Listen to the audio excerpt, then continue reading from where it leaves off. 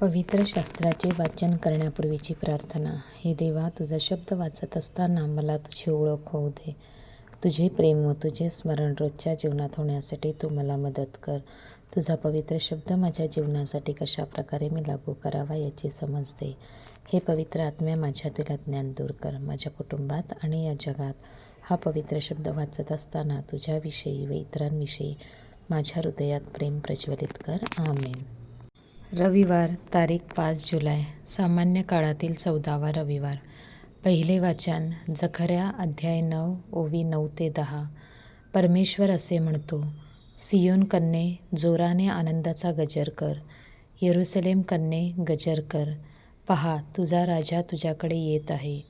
तो न्यायी आणि यशस्वी आहे. तो लीन आहे. गाढवावर, गाढवीच्या पिलावर म्हणजे शिंगरावर बसून येत आहे.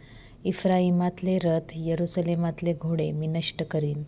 युद्धधनुष्य तोडून टाकण्यात येईल. तो राष्ट्रांबरोबर शांतीच्या गोष्टी बोलेल. त्याचे आधिपत्य प्रत्येक समुद्रावर आणि फरात नदीपासून तो पृथ्वीच्या दिगंतापर्यंत चालेल.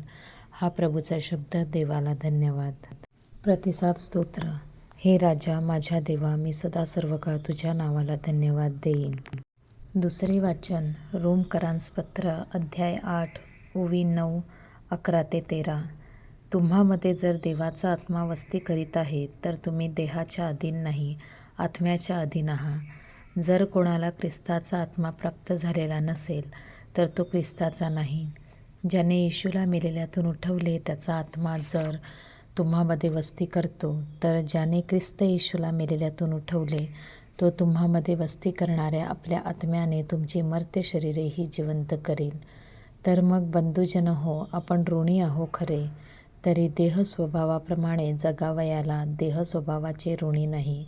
कारण जर तुम्ही देह स्वभावाप्रमाणे जगलात, तर तुम्ही मरणार आहात. परंतु जर तुम्ही आत्म्याने शरीराची कर्मे ठार मारलीत, तर जगाल. हा प्रभूचा शब्द. देवाला धन्यवाद. शुभवर्तमान. मत्तेय अध्याय 11 ओवी 25 ते 30. त्यावेळी येशू असे बोलू लागला, हे पित्या, स्वर्गाच्या आणि पृथ्वीच्या प्रभो, मी तुझे स्तवन करतो, कारण ज्ञानी व विचारवंत ह्यांच्यापासून ह्या गोष्टी गुप्त ठेवून त्या तू बाळकांस प्रकट केल्या. खरेच, हे पित्या, कारण हेच तुला योग्य दिसले. माझ्या पित्याने माझ्या हाती सर्व काही दिले आहे, आणि पित्या वाचून पुत्राला कोणी ओळखत नाही, आणि पुत्रा वाचून व ज्या कोणास त्याला प्रगट करावयाची पुत्राची इच्छा असेल, त्याच्या वाचून पित्याला कोणी ओळखत नाही. अहो कष्टी आणि भाराक्रांत जन हो, तुम्ही सर्व माझ्याकडे या, म्हणजे मी तुम्हाला विसावा देईन. मी जो मनाचा सौम्य आणि लीन आहे, त्या माझे जो आपणावर घ्या, आणि माझ्यापासून शिका, म्हणजे तुमच्या जीवास विसावा मिळेल. कारण माझे जो सोयीचे आणि माझे ओझे हलके आहे. प्रभूचे शुभवर्तमान. हे ख्रिस्ता, तुझी स्तुती असो. चिंतन. विसावा. आपण कशामुळे कष्टी झालेले आहोत? आपल्या खांद्यावर कुठला भार आहे? प्रत्येकाच्या जीवनात अडचणी आहेत. आपणा प्रत्येकाला समस्यांना तोंड द्यावे लागते. गरिबी, आजारपण, बेरोजगारी, अपयश, भांडणे, दुष्कर्मे, पाप यांसारखे असंख्य भार आपल्या खांद्यावर आहेत. बऱ्याच वेळेला आपण परमेश्वराला दोषी ठरवतो. परंतु आपला भार कमी करण्यासाठी परमेश्वराने येशूला पाठवले. आपल्या पापांचा भार येशूने स्वतःच्या खांद्यावर घेतला. तोच आपले सर्व भार कमी करून आपल्याला विसावा, दिलासा व समाधान देणार. तोच आपल्या जीवनात शांती आणू शकतो, कारण तो शांतीचा सम्राट आहे.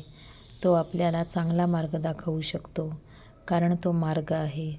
तोच आपल्याला बरे करू शकतो, कारण तोच आरोग्यदाता आहे.